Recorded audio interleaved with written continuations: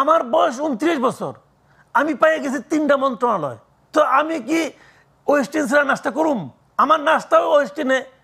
আমি যদি মানে কোনো বিনোদন করি তাও আমি ওয়েস্টিনেই যাব। তো আমি তো ওই পর্যায়ে চলে গেছি। তো এই জিনিসটা নিজেকে কন্ট্রোল করতে পারে না, এটা বয়সজনিত সমস্যা। তো বিতর্কিত তত্ত্বাবধায়ক গভর্নমেন্ট যখন থাকে তারা কি করে? তারা কিন্তু একটা সেফ এক্সিট খুঁজে। আমার যখন দায়িত্ব শেষ হবে তখন কি আমি ঠিকঠাক মতো বেরিয়ে যেতে পারবো? ইউনূস সাহেবের সরকার দেখেছে যে আমার তো সেফ এক্সিট কই, এখন এই পোলাপান তো পারবে না, এই পোলাপান সে গ্রহণযোগ্যতা নাই। অগত্য পোলাপান মাথার উপর থেকে হাত সরাই নিয়ে এখন সে বিএনপির তোর ইয়েতে ঘাটে নৌকা ভিড়াইছে। যদি বিএনপি এখন যা বলবে সে শুনবে যে ভাই তোমরা আমাকে একটা সেফ এক্সিট দিও।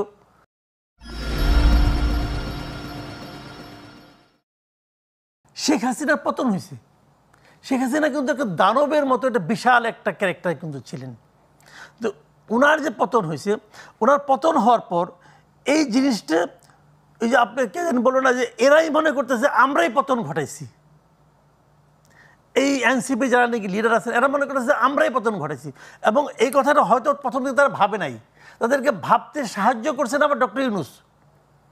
ডক্টর ইউনূস বলে ফেলেছেন যে ছাত্ররা আমার নিয়োগকর্তা। তার মানে ওনারা ভাবতে শুরু করছেন যে আমি একটা দেশের প্রধান নির্বাহীকে নিয়োগ করতে পারি, তা আমি কতটা পাওয়ারফুল। উনি যখন কোনো অফিসে যান, অফিসের লোকজন বলে ভাই তুমি কে? এই দেশের সরকার প্রধানকে আমি নিয়োগ করি, তো তুমি কে বাবা?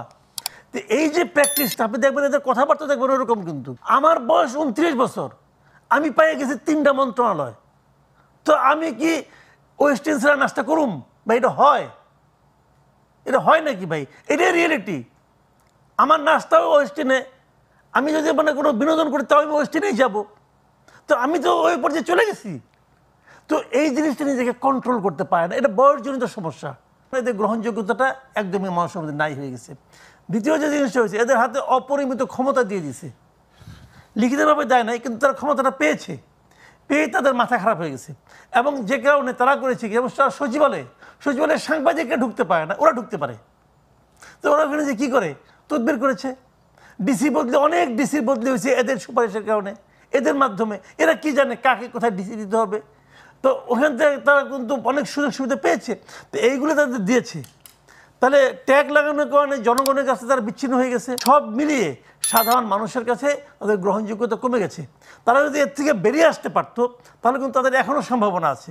এই দলের যে গঠন প্রক্রিয়া, যেভাবে তারা তাদের যে মানে বিভিন্ন রকম লিটারেচার আমি যা দেখি, যেভাবে তারা করতেছে, চাঁদা মানে চাঁদা সংগ্রহ করছে, এগুলো কিন্তু আমার কাছে ভালো মনে হয়, ইউনিক মনে হয়। কিন্তু দলের হয়তো 2-1 লোক এটা মেনটেন করে, বাকিটা কী করে?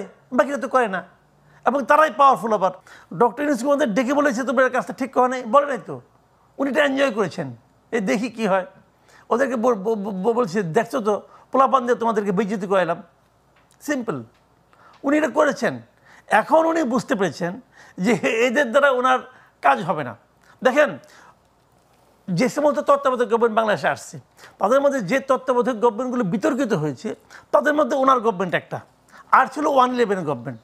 তো বিতর্কিত তত্ত্বাবধায়ক গভর্নমেন্ট যখন থাকে তারা কি করে? তারা কিন্তু একটা সেফ এক্সিট খুঁজে। আমার যখন দায়িত্ব শেষ হবে তখন কি আমি ঠিকঠাক মতো বেরিয়ে যেতে পারবো? 111 গভর্নমেন্ট কিন্তু আওয়ামী লীগের সঙ্গে আগেই সেই সেফ এক্সিটের ব্যবস্থাটা করে নিচ্ছে, যে আমার কিন্তু যাওয়ার থাকার ব্যবস্থা করে দিয়ে। আওয়ামী লীগ গভর্নমেন্ট ক্ষমতা করছে, মাসুদউদ্দিন এই বানাইছে, হাই কমিশনার বানাইছে, মঈনুল আহমেদকে বাইরে চলে গেছে, সব সে ব্যবস্থা করে দিয়েছে। কিন্তু এখন এই ইউনূস সাহেবের সরকার দেখেছে যে আমার তো সেফ এক্সিট কই, এখন এই পোলাপান তো পারবে না, এই পোলাপান সে গ্রহণযোগ্যতা নাই। অগত্য পোলাপান মাথার উপর থেকে হাত সরাই নিয়ে এখন সে বিএনপির তোর ইয়েতে ঘাটে নৌকা ভিড়াইছে। যদি বিএনপি এখন যা বলবে সে শুনবে যে ভাই তোমরা আমাকে একটা সেফ এক্সিট দিও। বিএনপি কী করবে এটা বিএনপির ব্যাপার, আমি জানি না, কিন্তু উনি চেষ্টা চালাচ্ছে, এটা তো দৃশ্যমান, তাই না? ভারতের পক্ষে ছিল